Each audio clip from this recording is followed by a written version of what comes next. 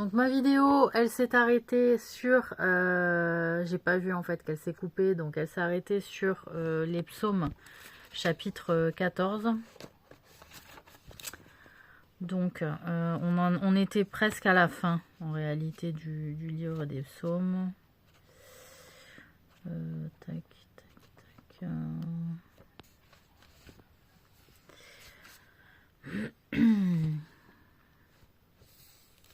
On en était... Hop.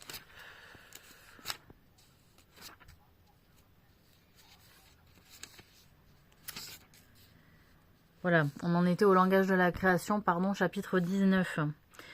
Donc, ils sont plus doux que le miel, que celui qui coule des rayons. Ton serviteur aussi en reçoit. Instruction pour que les observe, la récompense est grande. Pour qui les observe, la récompense est grande.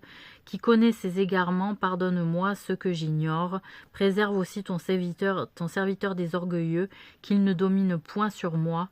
Alors je serai intègre, innocent de grands péchés. Reçois favorablement les paroles de ma bouche et les sentiments de mon cœur, ô Éternel, mon rocher et mon libérateur. Voilà, donc après j'avais tourné et j'étais tombée donc sur le livre, sur l'évangile de Marc, chapitre 14. Tac, tac, tac, tac. Donc, complot contre Jésus, le parfum répandu. Mais en réalité, on l'a déjà lu. Hein.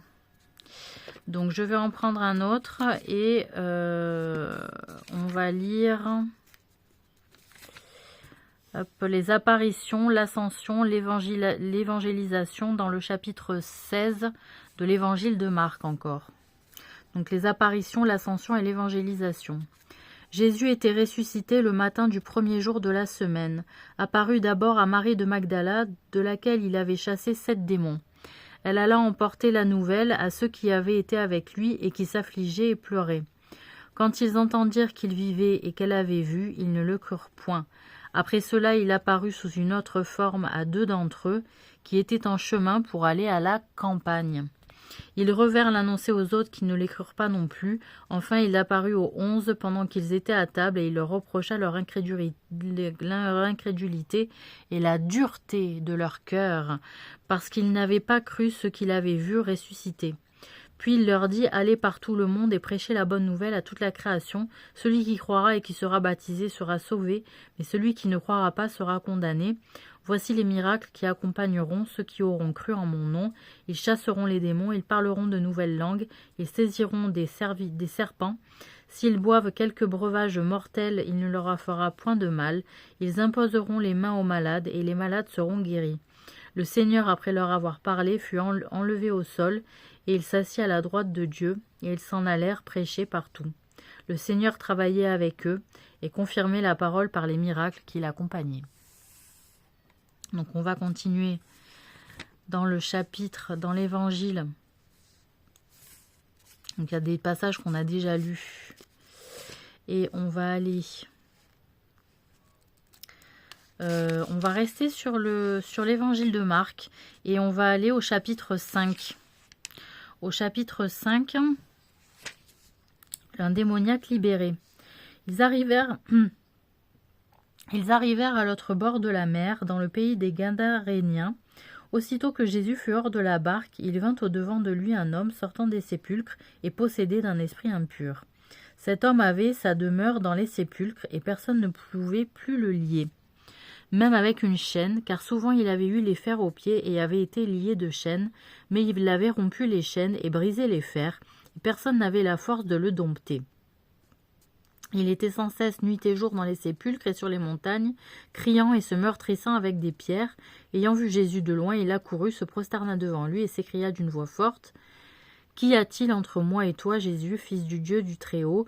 Je t'en conjure, au nom de Dieu, ne me tourmente pas. » Car Jésus lui disait, « Sors de cet homme, esprit impur. » Et il lui demanda, « Quel est ton nom? » ?»« Légion est mon nom, lui répondit-il, car nous sommes plusieurs. Et il le priait instamment de ne pas les envoyer hors du pays, et il y avait là, vers la montagne, un grand troupeau de pourceaux qui passaient. Et les démons le prièrent, disant, « Envoie-nous dans ces pourceaux, afin que nous entrions en eux. » Il le leur permit, et les esprits impurs sortirent, entrèrent dans les pourceaux, et le troupeau se précipita dans des pentes escarpées dans la mer. Il y en avait environ 2000, et ils se noyèrent dans la mer. Ceux qui les faisaient paître s'enfuirent et répandirent la nouvelle dans la ville et dans les campagnes.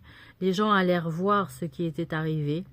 Ils vinrent auprès de Jésus et ils virent le démoniaque, celui qui avait eu la légion, assis vêtu et dans son bon sens, et ils furent saisis de frayeur. Ceux qui avaient vu ce qui s'était passé leur racontèrent ce qui était arrivé au démoniaque et au pourceau. Alors ils se mirent à supplier Jésus de quitter leur territoire. Comme il montait dans la barque, celui qui avait été démoniaque lui demanda la permission de rester avec lui. Jésus ne le lui permit pas, mais il lui dit « Va dans ta maison vers les tiens et raconte-leur tout ce que le Seigneur t'a fait et comment il ait eu pitié de toi. » Il s'en alla et se mit à publier dans la Décapole tout ce que Jésus avait fait pour lui, et tous furent dans l'étonnement. Et voilà, donc c'est sur ça que notre vidéo elle s'arrête aujourd'hui. Je vous souhaite une très bonne semaine et bonne fin de week-end.